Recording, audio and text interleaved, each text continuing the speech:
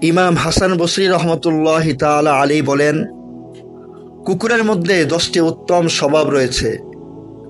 কুকুরের মধ্যে এমন কিছু গুণাবলী রয়েছে যা অনেক মানুষের মধ্যেও পাওয়া যায় না। চলুন কুকুরের মধ্যে কি কি ভালো গুণ রয়েছে তা সংক্ষেপে জেনে নেওয়া যাক। 1 নম্বর, কুকুর সবসময় মালিককে যেমন ভালোবাসে তেমনি তাকে ভয় করে।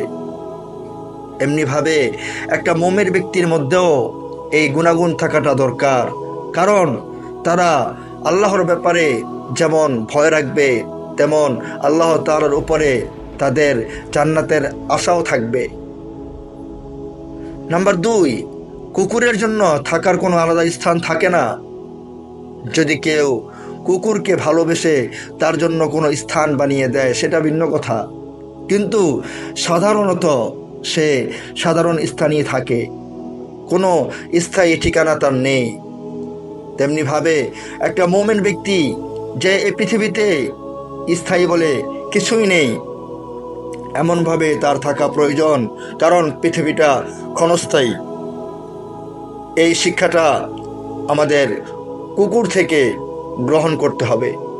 নাম্বার 3, কুকুর রাতের বেলায় অনেক কম নিদ্রায় থাকে, আর এটা হলো মুমিন এবং নেককারদের স্বভাব, কারণ তারা রাতের বেলায় খুব কম সময়ে ঘুমিয়ে থাকে এবং তারপরে আল্লাহ তাআলার ইবাদতে লিপ্ত হয়ে যায়। নাম্বার 4, কুকুর মারা গেলে তার কোনো ওয়ারিস থাকে না বা তার কোনো সম্পত্তিও থাকে না। ঠিক তেমনিভাবে যারা আল্লাহ ওয়ালা, যারা আল্লাহ তাআলাকে প্রকৃতপক্ষে ভালোবাসে তারাও এমন, অর্থাৎ তারা দুনিয়াতে বসবাস করে, দুনিয়াতে পানাহার করে, ইবাদত বন্দেগী করে, কিন্তু তারা দুনিয়া থেকে বিদায় নেওয়ার সময় তাদের মিরাস সূত্রে কোনো সম্পত্তি অবশিষ্ট থাকে না। নাম্বার 5, কুকুরকে যদি তার মালিক মারধর করে এবং পিটিয়ে ঘর থেকে বের করে দেয়, তারপরও কিন্তু কুকুর কখনোই তার মালিককে ছেড়ে চলে যায় না, বরং একটু দূরে গেলেও আবার কুকুর তার বাড়িতে ফিরে আসে এবং মালিকের দরবারে ধর্ণা দেয়। এমনটাই হওয়া উচিত একজন মুমিন ব্যক্তির, কারণ আল্লাহ তাআলা অনেক সময় মুমিন ব্যক্তিকে আঘাত করে, তাকে মুসিবতে লিপ্ত করে।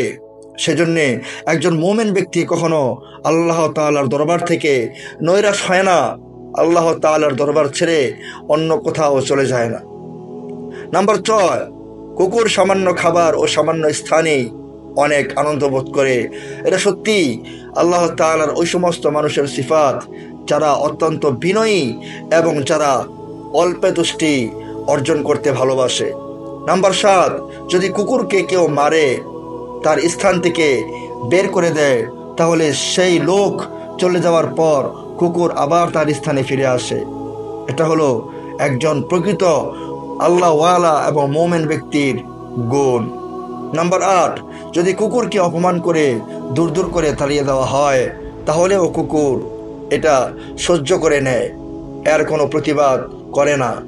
এটাও আল্লাহ ওয়ালা এবং নেককার মানুষের সিফাত, কারণ তাদেরকে আঘাত করলে তারা উল্টা আঘাত করাকে পছন্দ করে না, বরং তারা সব সময় মানুষকে ক্ষমা দৃষ্টিতে দেখে। নাম্বার 9, কুকুরের সামনে খাবার দিলে সে দূরে থেকে ধীরে ধীরে খাবারের কাছে এসে বসে এবং আস্তে আস্তে খাবার গ্রহণ করে। এটাও মুমিনের গুণ, কারণ মুমিন ব্যক্তি সে খাবারের সময় খাবারের সমস্ত সুন্নত এবং আদবগুলো বজায় রেখে সে আস্তে আস্তে খাবার গ্রহণ করে। নাম্বার 10, নতুন কেউ এলে কুকুর তার পিছু নেয় না, কিন্তু তাকে ফলো করে।